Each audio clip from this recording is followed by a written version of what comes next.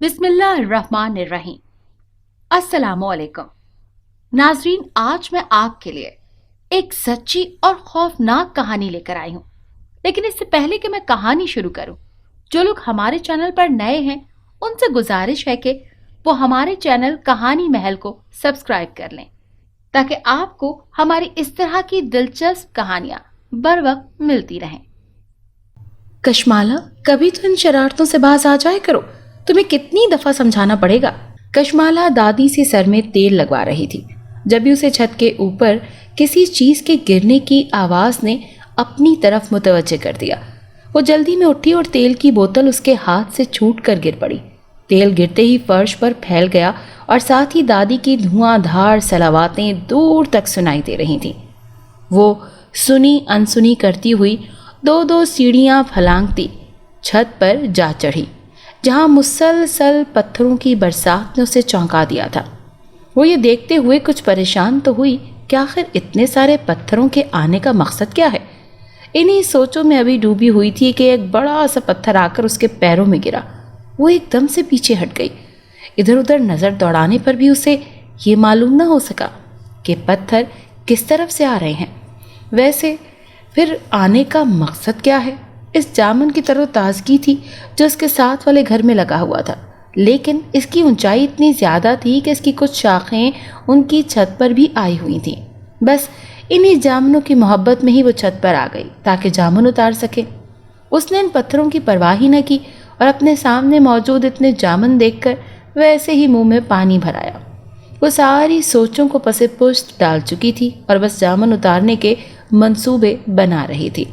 उसके सामने जामुन का इतना बड़ा दरख्त था जिस पर बेशुमार तरोताज़ा और सेहतमंद किस्म के जामुन लगे हुए थे। वो इन लातादाद पत्थरों की आमद को भूलते हुए जामुनों से जोली बनने लगी और बिना धोए ही उन्हें खाने में मशगूल हो गई। उसने कुछ पत्थर ज़मीन से उठाए और उन्हें भी बेदरीग जामुन पे मारने लगी।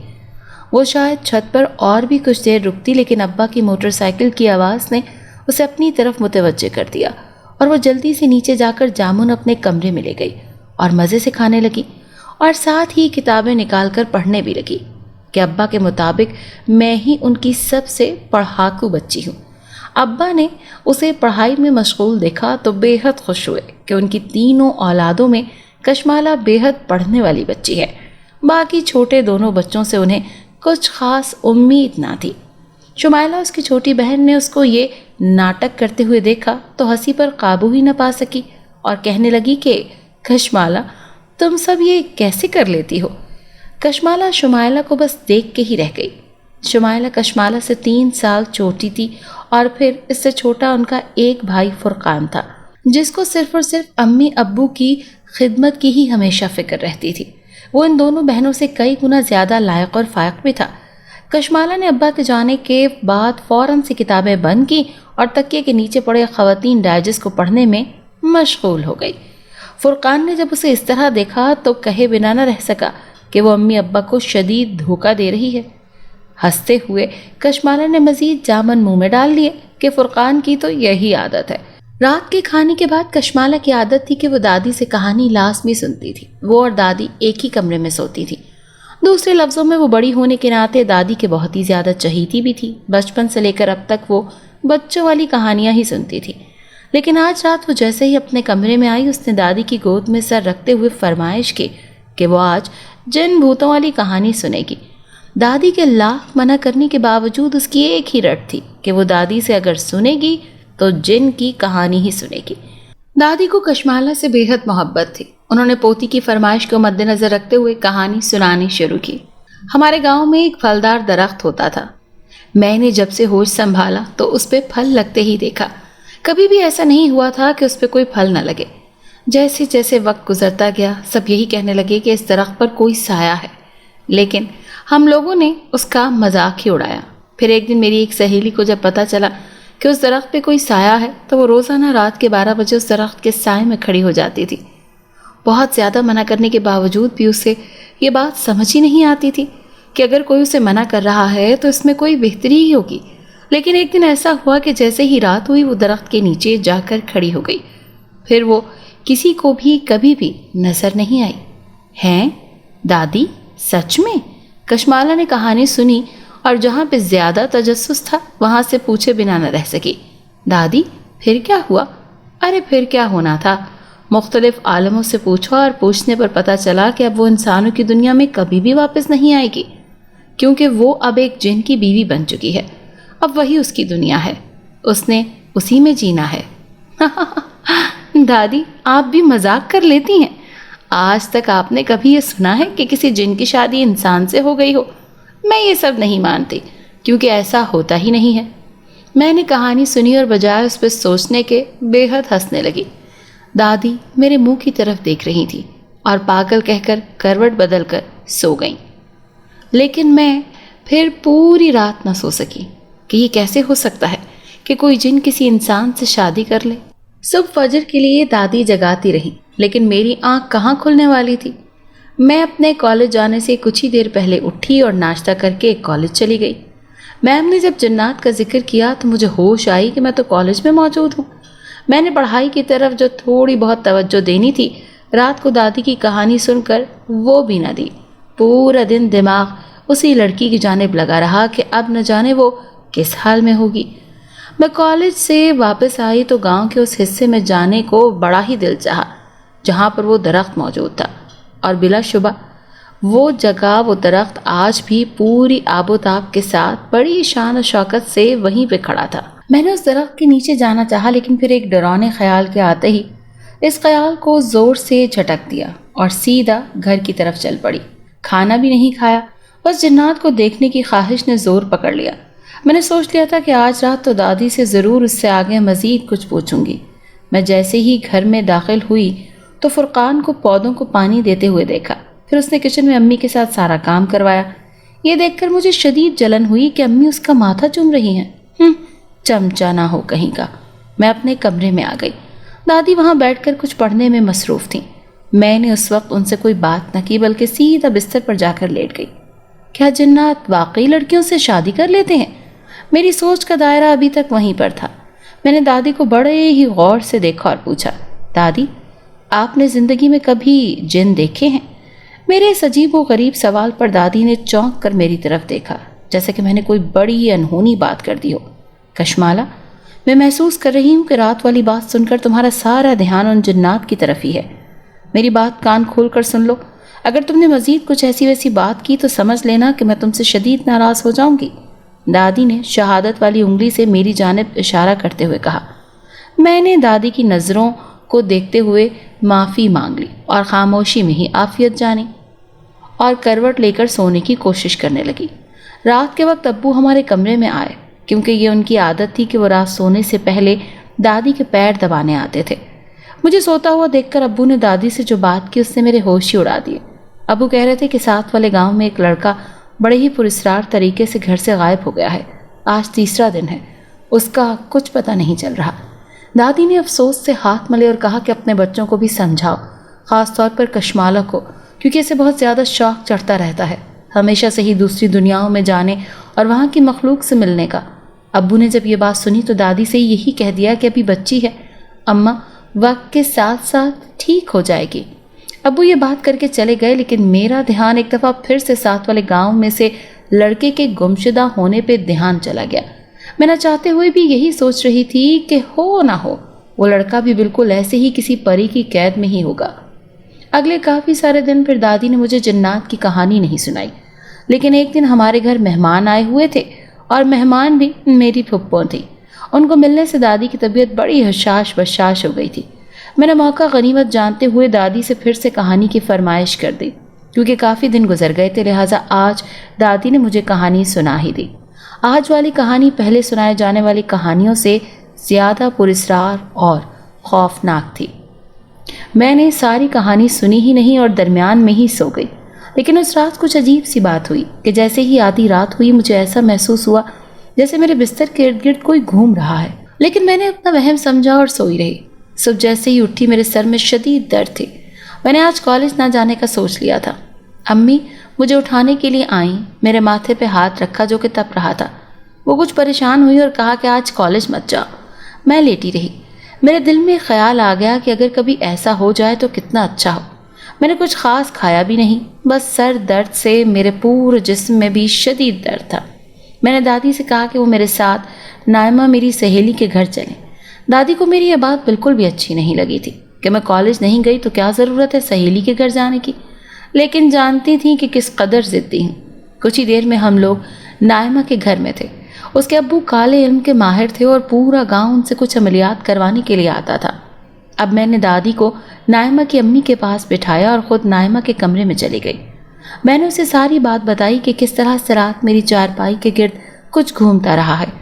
وہ پہلے تو ہنستی رہی، لیکن میرے چہرے کی طرف دیکھتے ہوئے کہنے لگی کہ کشمالہ، تم جنات کی کہانیاں بہت زیادہ سنتی ہو نا، اسی وجہ سے تمہارے دماغ میں وہی سب چل رہا ہے۔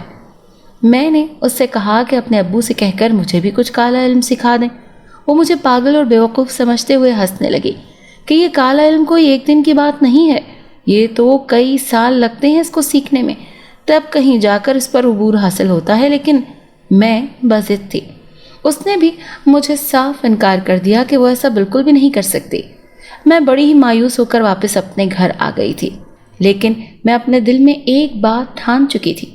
امی نے مجھے جب گھر میں داخل ہوتے ہوئے دیکھا تو ڈانٹا کہ جب اتنی طبیعت خراب تھی تو کیا ضرورت تھی یوں گھومنے پھرنے کی۔ کشمالہ، تمہیں کب سمجھ آئے گی؟ امی بولتی جا رہی تھی اور میں چپ کر کے سب کچھ سنتی جا رہی تھی۔ شام کے وقت میرا دل چاہا کہ میں کچھ دیر کے لیے کھلی فضا میں سانس لوں۔ یہ سوچ کر میں چھت پر گئی۔ ساتھ والے گھر میں لگے جامن کی بہت ساری شاخیں ہمارے چھت پر بھی آئی ہوئی تھی۔ وہیں سے میں نے مزے سے جامن توڑ توڑ کر کھانے شروع کر دیے۔ آج بھی میں نے جامن توڑ کر جھولی میں ڈال لیے، لیکن جیسے ہی میں نے جامن توڑے، تیز ہوا کے جکھڑ نے میری جھولی میں سے سارے جامن زمین پر گرا دیے۔ میں ادھر ادھر دیکھنے لگی، جلدی سے وہ سارے جامن اٹھا کر دوبارہ سے جھولی میں ڈال دیے، لیکن دوسری دفعہ بھی ایسا ہی ہوا تھا۔ میں نے جب تیسری دفعہ جامن اٹھائے اور انہیں اپنی گود میں رکھنے کی کوشش کی تو جامن اٹھ کر دوبارہ سے شاخ پر جا لگے جیسا کہ وہ پہلے لگے ہوئے تھے۔ یہ بات میرے لیے شدید خوفزدہ کر دینے والی تھی۔ میں بھاگتے ہوئے نیچے آ گئی اور اپنے پیچھے کہکہوں کی آوازیں سننے لگی۔ جب میں نیچے اتری تو فرقان سامنے ہی کھڑا تھا۔ وہ مجھے اس طرح خوفزدہ ہو کر نیچے کی طرف بھاگتے ہوئے دیکھ کر ہنس ہنس کر لوٹ پوٹ ہو رہا تھا۔ کہنے لگا، کیوں آپی، ڈر گئی ہو؟ میں نے اپنے بھائی کو یوں ہنستے ہوئے دیکھا تو خود پر قابو پاتے ہوئے اسے ڈانٹ دیا کہ میں تو ویسے ہی شام کے وقت چھت پر گئی تھی تو دادی کی کوئی بات یاد آ گئی۔ میں بھلا کیوں ڈروں گی کسی سے؟ میں جلدی سے اپنے کمرے میں چلی گئی جہاں دادی پھر سے کچھ پڑھنے میں مصروف تھیں۔ ابھی عشاء کی اذان ہونے میں کچھ وقت باقی تھا۔ دادی نے میرے چہرے پر ہوائیاں اڑتی ہوئی محسوس کر لی تھیں، لیکن انہوں نے کوئی بات نہیں کی۔ اس پوری رات میں تیز بخار میں تپتی رہی۔ میری آنکھوں کے سامنے سے وہ جامن کا منظر کسی بھی صورت نہیں جا رہا تھا۔ میں خوف کے مارے آنکھیں بند کر لیتی تھی۔ اگلے 2 دن ایسے ہی گزرے۔ دوائی وغیرہ کھانے سے میں اب کافی بہتر محسوس کر رہی تھی۔ ایک شام شمائلہ میرے پاس آ کر بیٹھی تو میں نے اسے بھی وہی کہانی سنائی جو دادی نے مجھے پہلے دن سنائی تھی، جس میں ایک لڑکی کو جنات اٹھا کر لے گئے تھے۔ ابھی میں نے کہانی مکمل بھی نہ کی تھی کہ شمائلہ نے مجھے یہ کہہ کر چپ کروا دیا کہ کچھ امی ابا کا خیال کرو، تمہیں اور کوئی کام نہیں ہے جنات کی باتیں کرنے کے علاوہ، اور وہ ناراض ہو کر وہاں سے چلی گئی۔ اس رات کو میں نے جنات کی پھر ایک کہانی سنی۔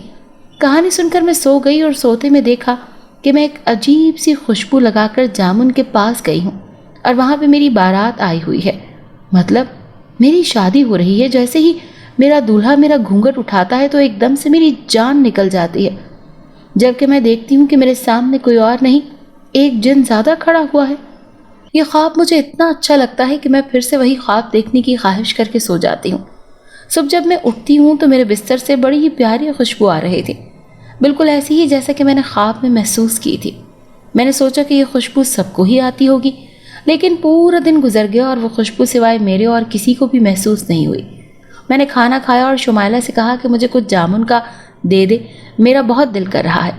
اس نے صاف انکار کر دیا کہ وہ اس وقت کہیں نہیں جائے گی، میں خود لے لوں گی۔ میں نے دل میں سوچا، ہم لوگ جس گھر میں رہتے ہیں وہاں پہ کھلے صحن میں ایک درخت بھی تھا کبھی کسی دور میں، لیکن پھر کہتے ہیں کہ دادی نے وہ درخت کٹوا دیا کیونکہ ان کو محسوس ہوتا تھا کہ اس درخت پر کوئی سایہ ہے، کیونکہ ان کی اپنی بھی 6 بیٹیاں تھیں اور آگے سے 2 پوتیاں بھی۔ بس انہی سب باتوں پر یقین تھا انہیں، جس گھر میں درخت ہوتا ہے وہاں پر کوئی نہ کوئی سایہ لازمی ہوتا ہے۔ لیکن جس دن سے میں نے دادی سے جنات کی کہانی سنی اور وہ درخت دوبارہ سے پھوٹنے لگ گیا، اس کی شاخیں پھر سے ہری بھری ہو رہی تھیں، یہ بات سب کے لیے بڑی حیران کن تھی۔ دادی نے ایک دفعہ پھر سے ابو سے کہا کہ اس درخت کو کاٹ دو، لیکن ابو نے اس دفعہ انکار کر دیا کیونکہ وہ کہتے ہیں کہ درخت تو نعمت ہے۔ اماں، آپ ایسے ہی گھبراتی ہیں، یہ اگر پھر سے شاخیں ہری کر رہا ہے تو کرنے دیں۔ لیکن دادی آج بھی باضد تھیں کہ اسے کسی طریقے سے کاٹ دیا جائے۔ میں اس پراسرار درخت کو بھی روز ہی دیکھتی تھی کہ یہ کیسے ہو سکتا ہے کہ دادی نے اسے کئی سال پہلے کٹوا دیا اور یہ آج پھر سے ویسا ہی ہرا بھرا ہو رہا ہے۔ لیکن سب سے زیادہ حیرانگی والی بات تو یہ تھی کہ اس درخت پر شاخیں اتنی تیزی سے اگی تھیں کہ میں خود بھی بڑی حیران ہوئی تھی۔ اسی شام کو سب لوگ کمروں میں تھے کیونکہ سردی کے دن کچھ قریب ہی تھے۔ ساتھ والے گھر میں لگے جامن نے بھی اب پھل دینا بند کر دیے تھے، درختوں کے پتے جھڑ رہے تھے، لیکن حیرت کی بات تو یہ تھی کہ ہمارے صحن میں لگے اس کٹے پھٹے سے درخت نے ابھی سے رنگ دکھانے شروع کر دیے تھے۔ دادی ابھی بھی یہی کہتی تھی کہ اس درخت پر کوئی سایہ ہے، لیکن سارے گھر والے اس بات کو مذاق اڑاتے تھے کہ آج کل کے دور میں بھی بھلا کبھی ایسا ہوا ہے کہ سایہ ہو، جنات، بھوت پریت یا پھر ایسی کوئی مخلوق ہو۔ سارے گھر والے دادی کا خوب مذاق اڑاتے، لیکن ایک واحد میں تھی جو یہ بات سمجھ رہی تھی کہ یقیناً دادی کی بات میں کچھ نہ کچھ تو سچائی ہے، تبھی تو دادی بار بار ایک ہی بات کرتی ہیں۔ میں یہ باتیں سوچتے سوچتے اس درخت کے پاس جانے لگی، لیکن اچانک امی کی آواز نے مجھے واپس بلا لیا۔ میں کمرے میں چلی گئی، لیکن کمرے میں لگی کھڑکی میں سے سارا منظر سامنے نظر آ رہا تھا۔ میں اس درخت کو بڑے غور سے دیکھ رہی تھی۔ شمائلہ نے میری نظروں کا تعاقب کیا اور کہنے لگی، خدا کے لیے اس درخت کو گھورنا چھوڑ دو، کیوں تم اپنی اور سب کی دشمن بنی ہوئی ہو؟ میں نے سب کو یہی سمجھایا کہ یہ لوگ سب مجھ سے حسد کرتے ہیں، خاص طور پر میری یہ بہن، کہ میں اتنی زیادہ پیاری ہوں۔ اگر مجھ پہ کوئی جن عاشق ہو گیا تو ایسا نہ ہو کہ میں ملکہ بن جاؤں، ظاہر ہے کہ وہ پھر مجھ سے شادی کر لے گا نا۔ حاسد لوگ۔ جب مغرب کی اذانیں ہونے لگیں تو سب لوگ نماز پڑھنے کے لیے تیار ہو گئے۔ میں نے جب ان سب کو نماز میں مشغول دیکھا تو جلدی سے اٹھی اور اس درخت کے پاس جا کر کھڑی ہو گئی۔ میں یہ دیکھ کر حیران رہ گئی کہ درخت مکمل طور پر بھر چکا ہے، اس پہ بے شمار شاخیں نکل آئی ہیں۔ میں نے پیچھے مڑ کر دیکھا تو کسی کو بھی اس کے پاس نہ دیکھا۔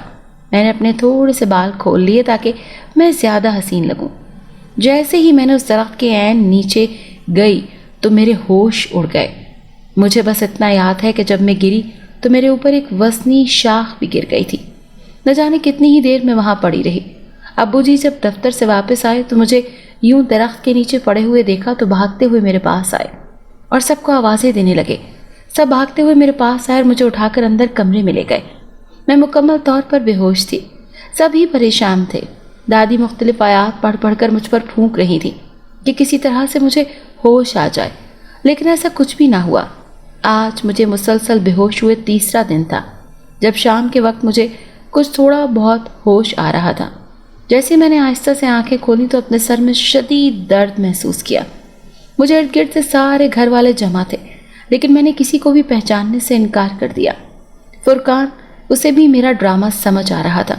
وہ بدستور کہتا جا رہا تھا کہ ابو یہ بہت دفعہ ساتھ والوں کے جامن توڑنے بھی گئی ہے۔ شمائلہ نے بھی اس کی ہاں میں ہاں ملائی۔ ابو نے میری طرف کچھ غصے سے دیکھا، لیکن میں واقعی کسی کو بھی نہیں پہچان رہی تھی۔ کچھ عجیب سی کیفیت تھی۔ کچھ دیر ایسے ہی گزر گئی۔ امی میرے لیے کچھ لائی تھیں کسی پیالے میں۔ جیسے ہی امی نے وہ پیالہ میرے قریب کیا تھا، میں نے اسے اٹھا کر دور پھینک دیا۔ دادی کچھ خوفزدہ سی ہو کر میری طرف دیکھ رہی تھی۔ انہوں نے امی سے کہا کہ کوئی بات نہیں، اس کی طبیعت ٹھیک نہیں ہے، اسی لیے یہ ایسا کر رہی ہے۔ ایسا کرو، اس کے لیے کچھ اور بنا لاؤ۔ امی نے پھر کچھ بنا کر دیا اور میں نے پھر اسے ہاتھ مار کر گرا دیا۔ ابو میری ان حرکتوں سے کچھ پریشان تھے، کیونکہ میں لاکھ شرارتی سہی لیکن میں ایسی حرکتیں کبھی نہیں کرتی تھی۔ وہ لوگ کافی دیر تک میرے پاس بیٹھے رہے۔ میں ان سب سے چڑ رہی تھی اور یہ سوچ رہی تھی کہ یہ سب یہاں سے اٹھ کر چلے جائیں۔ اچانک شمائلہ کی چیخیں نکل گئیں جب اس کی نظر میری آنکھوں پر پڑی۔ وہ چیختی ہوئی وہاں سے تیزی سے نکل گئی۔ امی اس کے پیچھے بھاگی کہ اب اسے کیا ہو گیا۔ وہ شدید خوفزدہ ہو گئی تھی۔ وہ بھاگ کر ابو والے کمرے میں چلی گئی۔ امی نے بہت پوچھا کہ کیا ہوا ہے، اس نے کچھ بھی نہ بتایا۔ دوسرے لفظوں میں وہ کچھ بولنے کے قابل ہی نہیں تھی۔ شمائلہ خوف سے کانپ رہی تھی۔ ابو بھی اس کے پاس چلے گئے اور دادی بھی۔ اب میں کمرے میں اکیلی تھی۔ میں جلدی سے اٹھی اور اسی درخت کو دیکھنے لگی۔ میرے دیکھتے ہی دیکھتے ایک لڑکا دولہا بنا ہوا میری طرف ہی آ رہا تھا۔ میری خوشی کا تو کوئی ٹھکانہ ہی نہیں تھا۔ میں خوشی کے مارے اس کی طرف دیکھ رہی تھی۔ وہ میرے دیکھتے ہی دیکھتے آگے آ رہا تھا۔ میں پورے ہوش و حواس میں یہ بات کر سکتی ہوں کہ میں نے اپنی زندگی میں اس سے زیادہ خوبصورت دولہا کبھی بھی نہیں دیکھا تھا۔ وہ پلک جھپکتے ہی میرے پاس موجود تھا اور اس نے پورے وثوق سے کہا کہ وہ میرا شوہر ہے اور آج سے میں اس کی بیوی ہوں۔ میں خوشی سے نہال ہو کر مسلسل اس کی طرف دیکھے جا رہی تھی۔ نہ جانے ہم لوگوں نے کتنی باتیں کی، وقت کا کچھ احساس نہ ہوا۔ آدھی رات کے وقت دادی کمرے میں آئیں۔ جب شمائلہ کچھ بہتر ہوئی، میں نے دادی کو جیسے ہی کمرے میں آتا دیکھا تو اپنے دولہا سے کہا کہ اب وہ جائے، کیونکہ دادی ہماری سب سے بڑی دشمن ہے۔ میرے کہنے سے پہلے ہی میرا دولہا وہاں سے چلا گیا۔ دادی نے مجھے بڑے غور سے دیکھا اور پوچھا کہ میں کچھ بہتر ہوئی ہوں۔ میں نے آگے سے کچھ بھی نہ کہا اور چپ چاپ لیٹ گئی۔ مجھے اب کسی کی کیا پرواہ تھی کہ میری تو اب شادی ہو چکی تھی۔ میں تو اب ہر طرح کی فکروں سے آزاد تھی۔ میری تو اب پڑھائی سے بھی جان چھوٹ چکی تھی۔ اگلا پورا دن بھی میں کمرے سے باہر نہ نکلی۔ سب مجھے کمرے میں ہی پوچھنے آتے تھے، لیکن میں کسی سے بھی کوئی بات نہیں کر رہی تھی، بلکہ خاموشی سے کھڑکی کی جانب دیکھے جا رہی تھی۔ شمائلہ اب پہلے سے کچھ بہتر تھی، لیکن وہ مجھ سے شدید کترانے لگی تھی۔ بالکل بھی میرے قریب نہیں آتی تھی، بلکہ جہاں کہیں مجھے دیکھتی خاموشی سے سر جھکا کر تیزی سے گزر جاتی۔ میں نے بھی زیادہ توجہ نہ دی، کیونکہ مجھے تو کچھ اور نظر ہی نہیں آتا تھا۔ وقت گزرتا گیا۔ میں بھی پہلے سے کچھ بہتر تھی، لیکن میں نے سب گھر والوں کو یہ کہہ دیا کہ مجھے اب مزید نہیں پڑھنا، کیونکہ پڑھائی میں میرا دل نہیں لگتا ہے۔ سب نے مجھے خوب سمجھایا، لیکن میں نے کسی کی بھی بات کو نہ سمجھا، بلکہ ایک ہی رٹ لگائی کہ مجھے اگر پڑھنے کے لیے کہا گیا تو میں کوئی ایسی حرکت کر ڈالوں گی کہ سب کو شرمندگی اٹھانی پڑے گی۔ شمائلہ نے جب میری ہٹ دھرمی دیکھی تو امی ابو سے کہہ دیا کہ آپ لوگ ضد نہ کریں، جیسے وہ کہتی ہے اسے کرنے دیں، اس کی بات مان لیں۔ شمائلہ کی بات ابو کی سمجھ میں آ گئی تھی۔ انہوں نے پھر اس کے بعد میری تعلیم کے حوالے سے کوئی بھی بات نہ کی۔ ایک دن دادی نے ابو کو مشورہ دیا کہ اگر شمائلہ نے پڑھنا نہیں ہے تو بہتر یہی ہے کہ اس کی شادی کر دو۔ شادی کے نام پہ میں نے بڑا ہنگامہ کیا، لیکن میری ایک نہ سنی گئی۔ کچھ دن گزرے کہ کچھ لوگ جو کہ دادی کے ہی جاننے والے تھے وہ مجھے دیکھنے کے لیے آئے۔ میں نے ان کے آنے سے پہلے سب کو منع بھی کیا کہ میں کسی کے بھی سامنے نہیں جاؤں گی، لیکن میری کسی نے ایک نہ سنی اور لڑکے والوں کو بلا لیا۔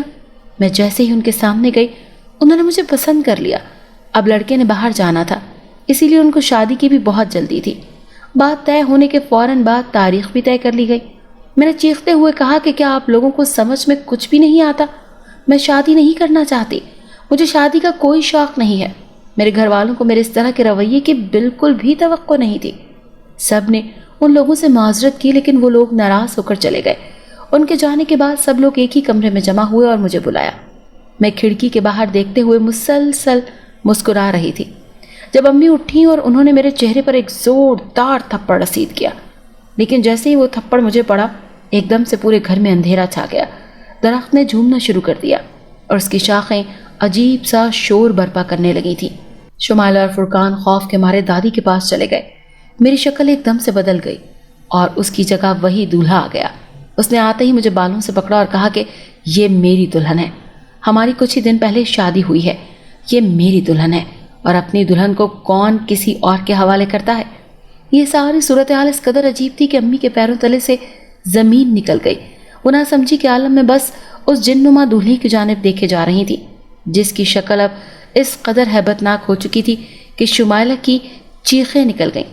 فرقان اس تیزی سے دوسرے کمرے میں گیا۔ دادی نے منہ پر ہاتھ رکھے ہوئے تھے کہ جس چیز کا ان کو ڈر تھا آج وہی کچھ ہو رہا تھا۔ ابو کسی نہ کسی طرح خود پر ان حالات پر قابو پانے کی کوشش کر رہے تھے، لیکن حالات کسی بھی صورت میں ان کے قابو میں نہیں آ رہے تھے۔ وہ ایک دم سے اٹھے اور پھر وہیں پہ گر گئے۔ شاید گرنے کی وجہ سے انہیں کوئی چوٹ بھی لگی تھی، لیکن وہ پھر بھی ہمت کر کے اٹھے اور پوچھنے لگے کہ تم کون ہو اور میری بیٹی سے کیا چاہتے ہو؟ جن نے زوردار قہقہ لگایا۔ قہقہوں کی گونج سے آسمان بھی لرز رہا تھا۔ گرجدار آواز میں جواب دیا گیا کہ میں ایک جن زادہ ہوں اور تمہاری بیٹی پر عاشق ہوں، اور اب یہ میری دلہن ہے۔ بہت ہی جلد میں اسے اپنے ملک میں لے جاؤں گا تاکہ ہم وہاں ایک ساتھ رہ سکیں۔ دادی بھی وہیں پہ تھی۔ خوف کے مارے ان کی آنکھیں باہر کو ابل گئیں، لیکن وہ اس وقت خاموشی سے یہ سب دیکھ رہی تھی۔ اچانک سے میں اٹھی اور جنزادے کا ہاتھ پکڑ کر اس کے ساتھ چلنے لگی۔ کیونکہ میں نے تو اب اس کے ساتھ ہی جانا تھا نا، جیسا کہ سب لڑکیاں شادی کے بعد اپنے شوہروں کے گھر جایا کرتی ہیں۔ ابو نے جیسے ہی مجھے روکنے کی کوشش کی، میں نے انہیں پیچھے دھکیل دیا، کیونکہ اب میں کسی کے بھی کہنے سے رکنے والی نہیں تھی۔ میرا دولہا آگے آگے اور میں اس کے پیچھے پیچھے چل رہے تھے۔ جب ہم لوگ اس درخت کے پاس پہنچے تو وہ اس درخت میں ہی کہیں غائب ہو گیا، اور میں اس درخت کے نیچے بڑے ہی آرام سے بیٹھ گئی۔ نہ تو مجھے کوئی کسی بھی قسم کی سردی محسوس ہو رہی تھی، نہ ہی مجھے کوئی تکلیف تھی یہاں، بلکہ میں تو بڑی خوش تھی اور اسی سرشاری میں اگلے آنے والے خوبصورت دنوں کے خواب دیکھ رہی تھی۔ ابو سر پکڑ کر بیٹھ گئے تھے۔ دادی نے ہمت کر کے بات شروع کی کہ تم سے کہا تھا نا، لڑکی ذات ہے، کچھ اس کا خیال کرو، اسے بالکل بھی اس طرح مت چھوڑو، اس کی ہر فرمائش کو پورا مت کرو۔ لیکن جمال تک نے میری ایک بات نہ سنی۔ ابو کسی ہارے ہوئے جواری کی طرح گردن نیچے کیے مسلسل زمین کو دیکھے جا رہے تھے۔ ان کی جوان بیٹی ان کی نگاہوں کے سامنے اس طرح سے برباد ہو رہی تھی، وہ کیسے یہ سب برداشت کر لیتے؟ دادی نے جب بیٹے کو اس قدر شدید غم میں دیکھا تو بڑی پریشان ہوئی اور کہنے لگیں کہ اللہ پر بھروسہ رکھو، ہر مسئلے کا حل اس دنیا میں موجود ہے۔ اماں کشمالہ کا مسئلہ اب اس دنیا کا نہیں بلکہ کسی اگلی دنیا کا بن چکا ہے۔ ابا نے بڑے ہی ٹوٹے ہوئے انداز میں یہ بات کی۔ دادی کا دل کٹ کے رہ گیا، کیونکہ وہ بیٹے کو اس قدر شکست خوردہ نہیں دیکھ سکتی تھی۔ جمال، جاؤ، ایک کوشش کرو اور کشمالہ کو اندر لانے کی کوشش کرو۔ ابو آہستہ آہستہ اٹھے اور میرے پاس باہر درخت کے نیچے آ گئے۔ جیسے ہی وہ میرے قریب آئے، میں اپنی جگہ سے اٹھ کر دوسری طرف چلی گئی اور ابو بیچارے وہیں کہیں بیٹھ گئے۔ وہ شدید پریشان تھے، مجھے پکار کر کہنے لگے، بیٹی کمرے میں چلو۔ میں نے شدید نفرت سے ابو کی طرف دیکھا اور کہا کہ میری شادی ہو چکی ہے، اب مجھے اپنے میاں کے ساتھ ہی ہمیشہ رہنا ہے، آپ مجھے زیادہ تنگ نہیں کریں۔ لیکن اس کے باوجود بھی ابو میرے قریب آنے کی کوشش کرنے لگے۔ جیسے ہی وہ میرے قریب آئے، ایک بڑی سی شاخ ٹوٹی اور میرے ابو اور میرے درمیان حائل ہو گئی۔ میں زور زور سے ہنسنے لگی، کیونکہ اب تو ایسا ہونا ہی تھا، جو بھی ہمارے بیچ آتا اس کے ساتھ ایسا ہی ہونا تھا۔ ابو بیچارے بڑے پریشان ہو کر وہیں کہیں بیٹھ گئے۔ میں ہنستی ہی جا رہی تھی، کیونکہ میرے لیے یہ صورتحال کافی مزیدار قسم کی تھی۔ میں نے ابو کو وہیں پہ اسی حالت میں چھوڑا اور درخت کے تنے کے ساتھ لگ کر بیٹھ گئی۔ آدھی رات تک ابو بھی وہیں پہ تھے۔ اس کے بعد وہ اٹھ کر اندر کمرے میں چلے گئے اور اماں کو ساری بات بتا دی۔ دادی کہنے لگیں کہ کشمالہ پہ کسی جن کا سایہ ہو چکا ہے، وہ یہ سب جو کچھ بھی کر رہی ہے اس میں اس کا کوئی اختیار نہیں، بہتر ہے کہ کسی عالم دین کو بلاؤ اور ان سے اس سارے معاملے کی بات کرو۔ خبردار اگر کسی کو بلایا تو، میں نے انتہائی گرجدار آواز میں کہا، اگر کسی کو بھی بلایا تو اس پورے گھر کو جلا کر بھسم کر دوں گی۔ دادی میری یہ باتیں سن کر ڈر گئی، کیونکہ میں نے ابھی تک جو کچھ بھی کہا تھا وہ سب کچھ سچ ہی ثابت ہوا تھا۔ دادی نے ابو کو اپنے پاس بلا کر بٹھا لیا۔ ابھی کچھ ہی دیر گزری تھی کہ درخت میں شدید حرکت پیدا ہوئی، کچھ شاخیں زمین کے ساتھ آن لگیں اور وہیں جنزادہ دوبارہ آیا اور مجھے اپنے ساتھ کہیں لے کر غائب ہو گیا۔ اب یہ ساری صورتحال میرے گھر والوں کے لیے بالکل بھی قابل برداشت نہیں تھی۔ دادی، ابو، امی، فرقان سب روتے پیٹتے اس درخت کے نیچے کھڑے ہو گئے اور مجھے دیوانوں کی طرح پکارنے لگے۔ درخت جھوم جھوم کر کچھ بتانے کی کوشش کر رہا تھا۔ ابو کی سب اولاد میں سب سے زیادہ لاڈلی تھی میں۔ جب انہوں نے اپنی آنکھوں کے سامنے یہ سارے مناظر دیکھے تو بے حد پریشان ہوئے، اور گھر والوں کے مطابق سب نے ان کو پہلی دفعہ اس انداز میں ٹوٹتے ہوئے دیکھا تھا، لیکن وہ ایک سربراہ ہونے کے باوجود کچھ بھی کرنے کے قابل نہیں تھے۔ میں جب وہاں گھر سے غائب ہوئی تو میں بے ہوش ہو چکی تھی۔ جب مجھے ہوش آئی تو میں ایک بیاباں ویران سی جگہ میں تھی، جہاں کسی بھی درخت کا نام و نشان نہیں تھا۔ میں نے خود کو ایک درخت کے تنے کے نیچے بندھے ہوئے دیکھا۔ جب مکمل طور پر آنکھیں کھلی تو یہ دیکھ کر میری چیخیں نکل گئیں کہ میرے سامنے تو بے شمار جنزادے موجود تھے، جو میرے شوہر سے ہی ملتے جلتے تھے۔ اب میرے لیے یہ پہچان کرنا مشکل ہو گیا تھا کہ میرا شوہر ان میں سے کون سا والا ہے۔ میں نے اسے پکارنا چاہا، لیکن آواز ہی نہیں نکل سکی، کیونکہ مجھے تو آج تک یہی معلوم نہیں تھا کہ میرے شوہر کا نام کیا ہے۔ میں نے وہاں پر شور مچانا شروع کیا۔ ایک تماچا میری دائیں گال پر اس شدت سے پڑا کہ میرے 14 طبق روشن ہو گئے۔ میں نے آس پاس دیکھا، لیکن کوئی بھی میری مدد کو نہیں آیا۔ ایک دم سے شور مچ گیا کہ جنات اعظم تشریف لا رہے ہیں۔ سب جن چوکنا ہو گئے اور مؤدب انداز میں سر جھکا کر کھڑے ہو گئے۔ ایک انتہائی خوفناک شکل و صورت والا دیو وہاں آیا، اس کے پیچھے بے شمار جناتی مخلوق تھی۔ وہ بھی اس کے انداز میں چلتے ہوئے آگے کی جانب بڑھ رہی تھی۔ کسی عجیب سی بولی میں وہ لوگ کچھ بولتے ہوئے آگے کی طرف آ رہے تھے۔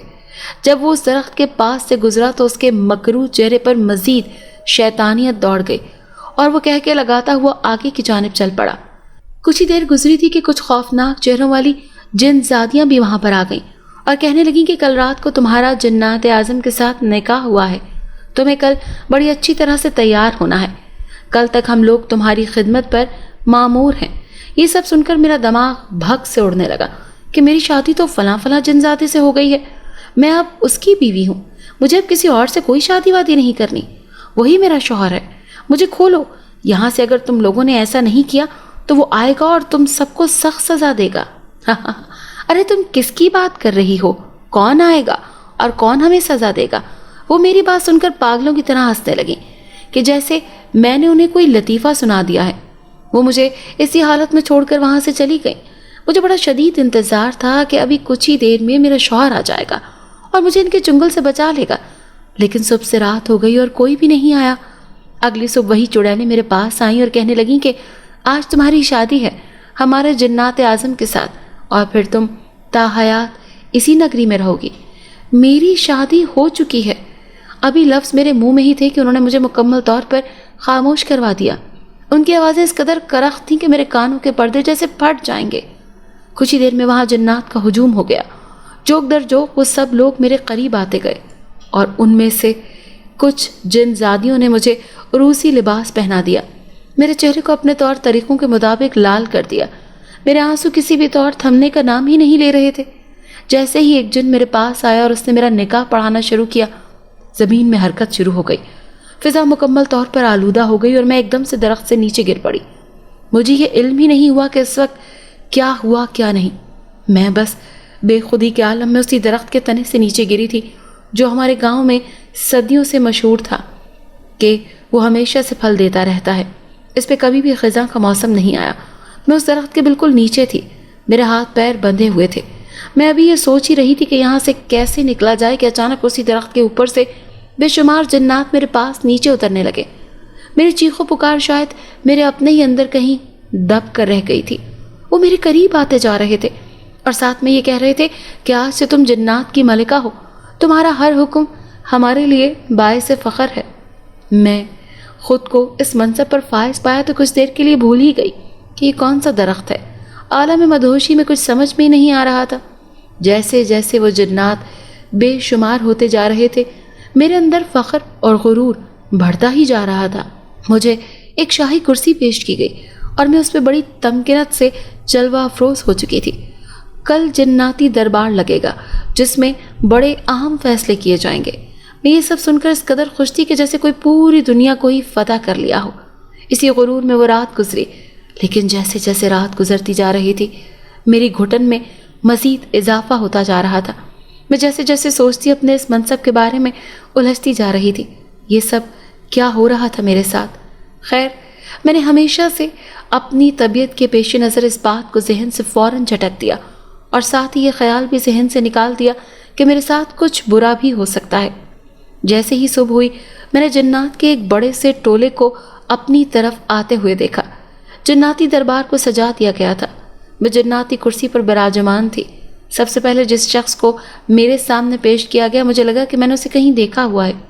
وہ جیسے ہی میرے سامنے آیا میرا سر مزید بلند ہو گیا۔ میں تو ایک جنزادی کی بیوی تھی، مجھے تو اب کوئی فرق ہی نہیں پڑتا تھا کہ سامنے میرے کون ہے۔ میں ہر کسی کو پہچاننے سے مکمل طور پر انکار کر چکی تھی۔ جناتی ٹولے نے کہا کہ ہمارا مقصد یہی ہے کہ ہم روئے زمین سے ایسے تمام انسانوں کو ختم کر دیں جو ہمیں کسی بھی طریقے سے تنگ کرتے ہیں۔ یہ میرے سامنے ایک مسجد کے امام کھڑے تھے۔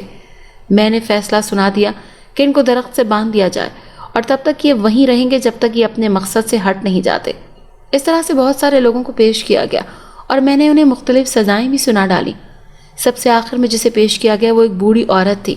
اس کے ہاتھ میں تسبیح اور چہرہ انتہائی نورانی تھا۔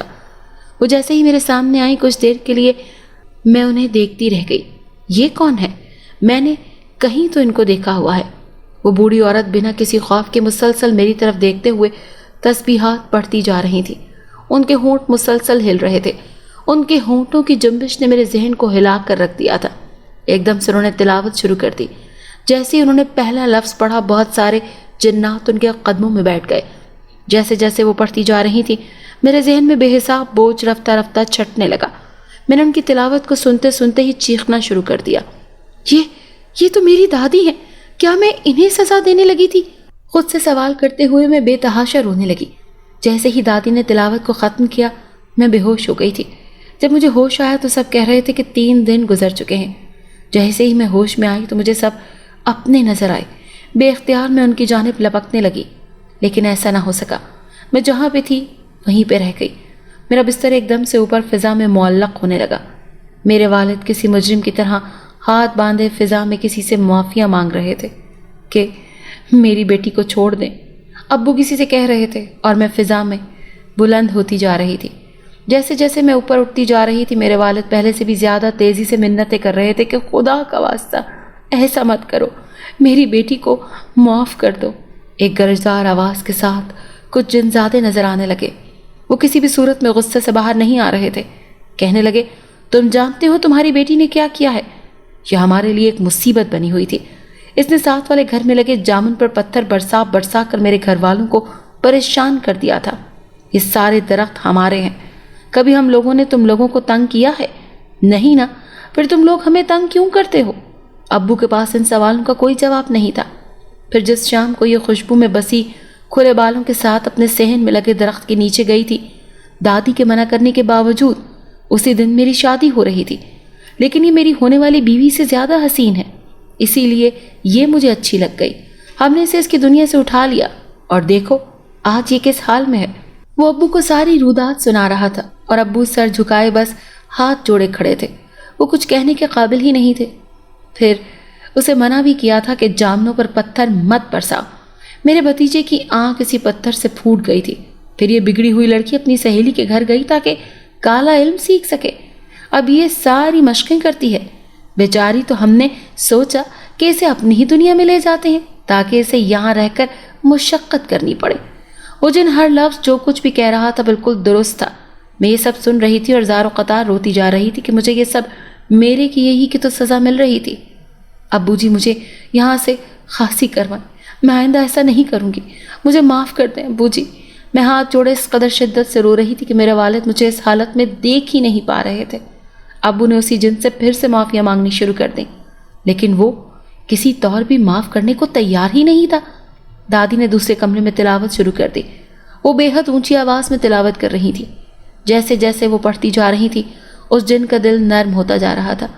وہ ایک دم سے موم ہو گیا اور اس نے کہا کہ ٹھیک ہے، ہم اسے ابھی تو چھوڑ دیتے ہیں، لیکن اگر اس نے آئندہ کبھی بھی ایسی کوئی حرکت کی، ہمیں تنگ کیا یا ہمارے گھر میں آنے کی کوشش کی، تو ان کو کوئی ذرا سا بھی نقصان پہنچایا تو ہم بنا کسی کی سنے اس کو یہاں سے بہت دور لے جائیں گے، پھر ہم سے گلہ مت کرنا۔ ابو جی کے بولنے سے پہلے ہی میں نے وعدہ کر لیا کہ میں آئندہ ایسا کبھی نہیں کروں گی۔ میں نے ان کے سامنے ہاتھ جوڑے، میرے ساتھ ساتھ ابو نے بھی ہاتھ جوڑے اور جن غائب ہو گئے۔ ان کے جاتے ہی میں زمین پر آ گری۔ میری کمر میں شدید چوٹ لگی، لیکن اس کی تکلیف اس سے کئی گنا کم تھی جو مجھے اپنی اس دنیا سے کہیں دور لے جا کر ہونی تھی۔ ابو نے مجھے فوراً اٹھایا اور میرے گرتے ہی سب گھر والے میرے کمرے میں آ گئے اور امی میرا منہ چومنے لگی۔ میرے غائب ہونے پر لوگوں کی بہت ساری باتیں انہیں سننا پڑی، لیکن وہ پھر بھی میرا ہی ساتھ دے رہے تھے۔ گھر والوں نے میرے صحیح سلامت واپس آنے پر خدا کا شکر ادا کیا۔ میں نے بھی آئندہ کے لیے توبہ کر لی کہ اللہ کی حدود کو کبھی بھی پار نہیں کروں گی، وہ کام کبھی بھی نہیں کروں گی جس سے میرے گھر والوں کو ذرا سا بھی نقصان پہنچے۔ یہ سب سوچتے اور کہتے ہوئے میرے گھر والے بڑے پرسکون ہو چکے تھے۔ میں نے بھی اٹھ کر وضو کیا اور اللہ کے حضور شکرانے کے نوافل ادا کرنے کے لیے اٹھ کھڑی ہوئی۔ میرے دل کو کچھ سکون محسوس ہوا تھا۔